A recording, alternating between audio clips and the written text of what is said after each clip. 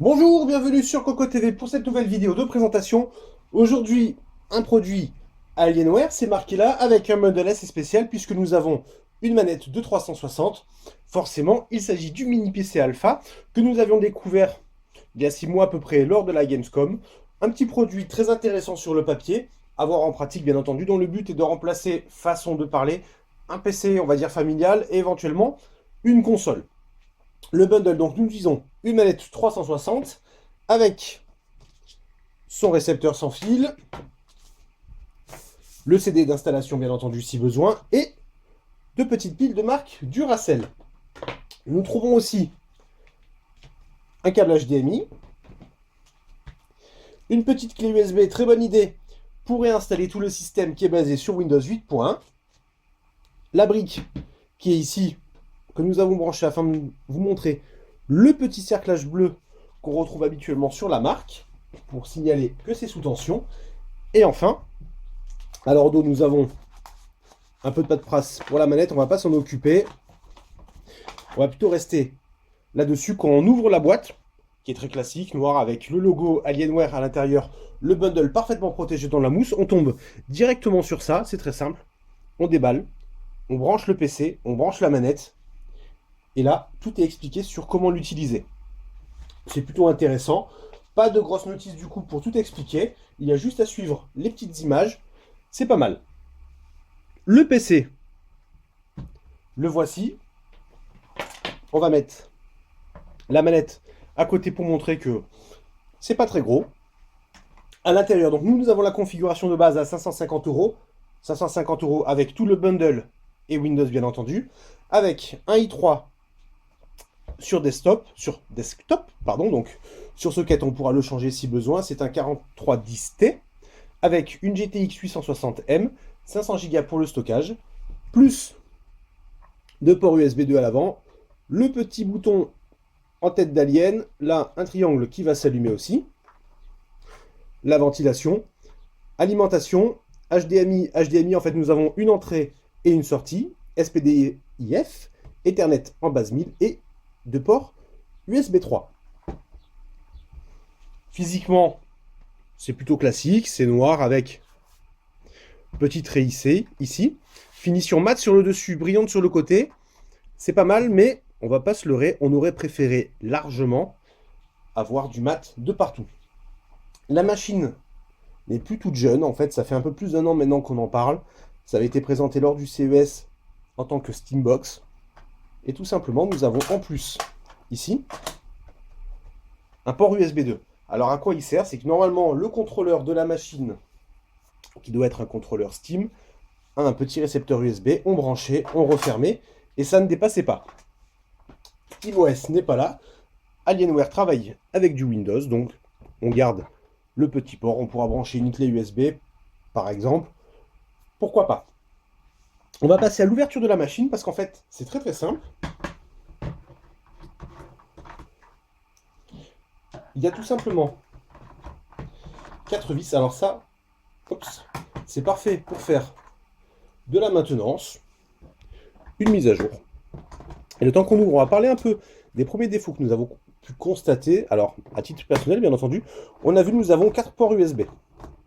Pas de lecteur de carte, c'est un peu dommage, mais c'est pas très très grave. Et surtout, ce qu'on va regretter en fait, c'est que la machine est annoncée, façon de parler, comme capable de remplacer un PC et une console. Donc en partant du principe que ça va remplacer une console, qu'on va brancher sous la télé, on va éventuellement utiliser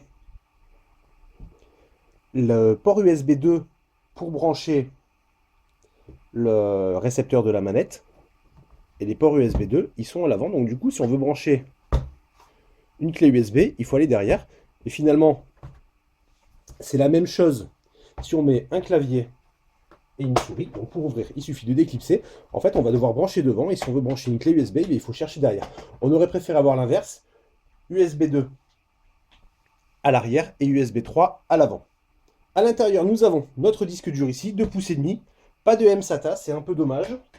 On aurait pu avoir un cache ou bien mettre directement un système. Donc là encore, le fonctionnement est particulièrement simple. Pas grand chose à dire. Première étape franchie très facilement. Après, on retourne, on tient délicatement, on enlève le dessus et nous avons accès à l'intérieur de la machine avec processeur, carte graphique, le reste du PCB dessous. Alors pour retirer, c'est très simple, on appuie sur les petites languettes. Alors celui-ci a un peu plus de mal. Alors on va déjà enlever l'autre. Celui du processeur. Donc on accède à la mémoire, on en reparlera. Hop là. Et alors là, c'est un gros fail puisque nous n'avons jamais eu de problème pour l'enlever. On fait la vidéo et on galère. Voilà. Donc, deux radiateurs en aluminium, avec ici carte Wi-Fi Bluetooth, Wi-Fi ACN, et là donc la mémoire 4 Go 1600. C'est bien, c'est pas bien, c'est-à-dire que 4 Go on a une seule barrette, c'est un peu dommage, on ne profite pas du double canal. En revanche, si on veut faire une mise à jour pour passer à 8, c'est peut-être plus simple et moins cher d'acheter une seule barrette de 4 plutôt que d'acheter 2x4 et de se retrouver avec 2x2 à côté.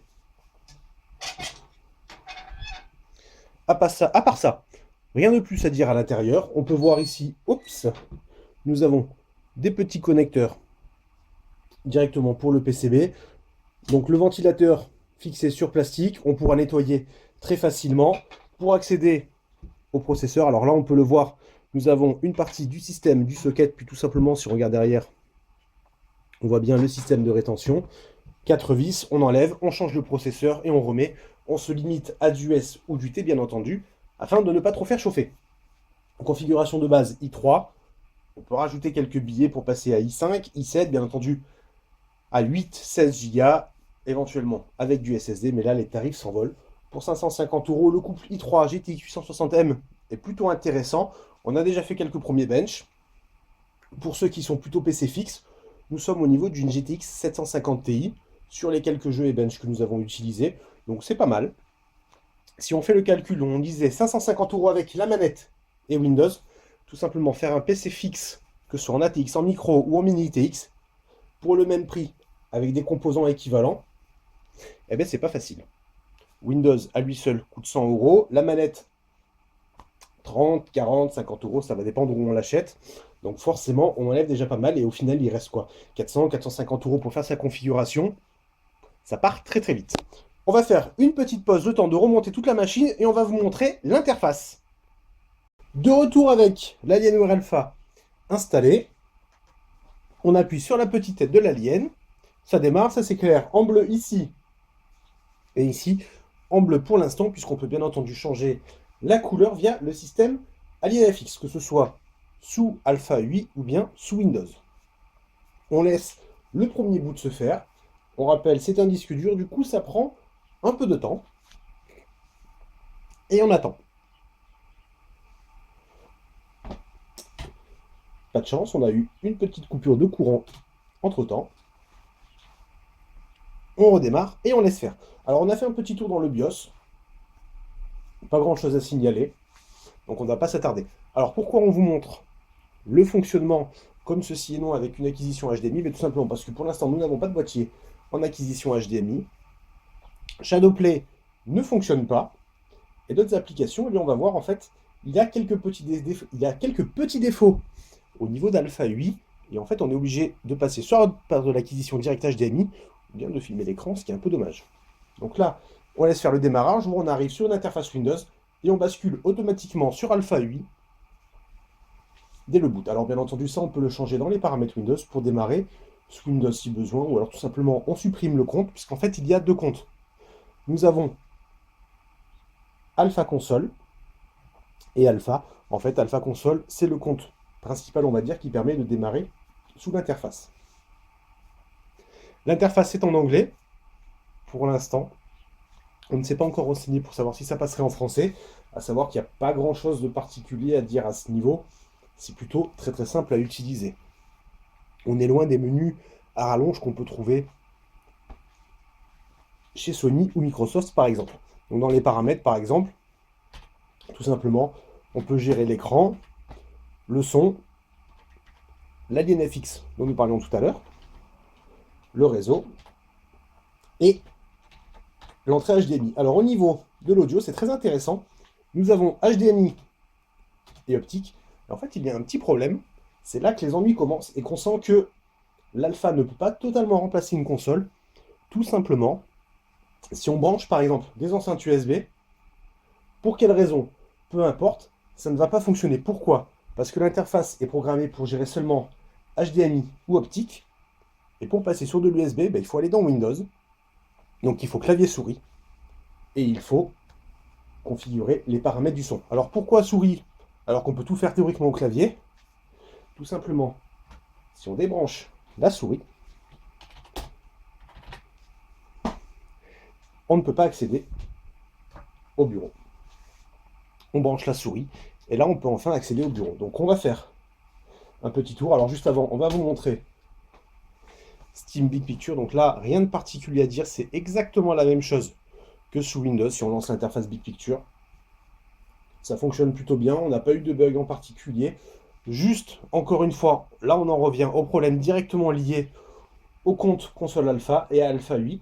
Par exemple, Dirt 3 ou d'anciens jeux peuvent demander Game for Windows Live. Ça ne s'installe pas automatiquement, donc on ne peut pas jouer. On peut installer le jeu, les paramètres DirectX et compagnie vont se mettre à jour, mais derrière ça ne se lance pas. Donc là on a accès à la bibliothèque, il n'y a rien de particulier à dire. Ça se pilote très très simplement et on peut tout faire. Donc le jeu ne se lancera pas et c'est un peu dommage. Obligé de passer par Windows, de lancer Internet Explorer ou autre pour le faire. Alors on peut aussi naviguer sur Internet via Big Picture. En revanche, si on télécharge quelque chose, derrière on ne peut pas en faire grand chose. Donc maintenant on peut aller sur le bureau. Nous voyons, nous avons une déconnexion.